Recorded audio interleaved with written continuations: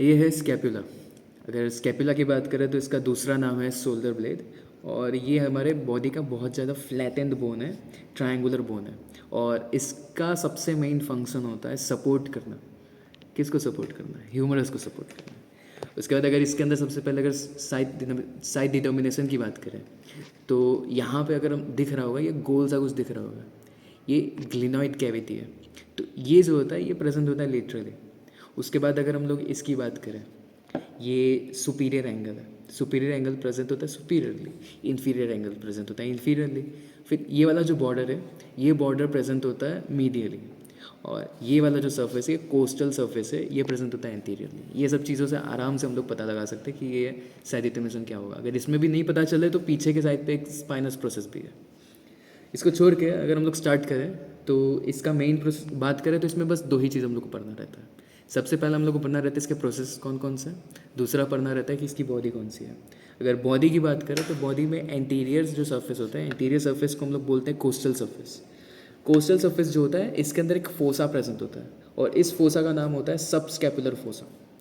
यही चीज़ अगर हम लोग पोस्टीरियरली देखें, पोस्टीरियरली ये जो पूरा सर्फेस रहता है ये दो हिस्से में डिवाइड हो जाता है बिकॉज ऑफ स्पाइनस प्रोसेस। जो इन्फीरियरली होता है उसका बोलते हैं हम लोग इंफ्रा स्कैपुलर फोसा, और जो सुपीरियरली प्रेजेंट होता है सुप्रा स्कैपुलर फोसा। एंड उसके बाद अगर हम लोग बात करें इसके बॉर्डर्स की, बॉर्डर क्या आ जाएगा, ये सुपीरियर बॉर्डर आ गया, ये आ गया मीडियल बॉर्डर एंड ये आ गया लेटरल बॉर्डर। फिर अगर बात करें एंगल्स की तो एंगल्स में ये सुपीरियर एंगल आ गया, इन्फीरियर एंगल आ गया एंड इस साइड पे आता है लेटरल एंगल जिसके ऊपर ग्रेनॉइड कैविटी बना हुआ है। उसके बाद अगर प्रोसेस की बात करें तो प्रोसेस इसमें मेनली होते हैं तीन। एक होता है स्पाइनस प्रोसेस, फिर होता है ये वाला एक्रोमियन प्रोसेस, और फिर होता है ऐसा बाहर निकला हुआ इस टाइप का सी शेप का जिसको हम लोग बोलते हैं कोरेकॉइड प्रोसेस। अगर हम लोग सबसे पहले स्पाइनस प्रोसेस की बात करें तो स्पाइनस प्रोसेस में तीन बॉर्डर्स होते हैं, एक एंटीरियर, एक लेटरल, एक पोस्टीरियर। अगर एंटीरियर की बात करें तो ये वाला एंटीरियर बॉर्डर हो जाएगा, ये वाला। अगर बात करें पोस्टीरियर की तो ये पोस्टीरियर हो जाएगा। फिर अगर बात करें लेटरल की तो ये लेटरली हो जाएगा, क्योंकि अगर ऐसे देखें ये बोन ऐसे रखा रहता है तो मतलब ये लेटरली आता है, इसलिए लेटरल बॉर्डर कहते हैं इसको। उसके बाद अगर सर्फेस की बात करें तो एक superior surface and inferior surface.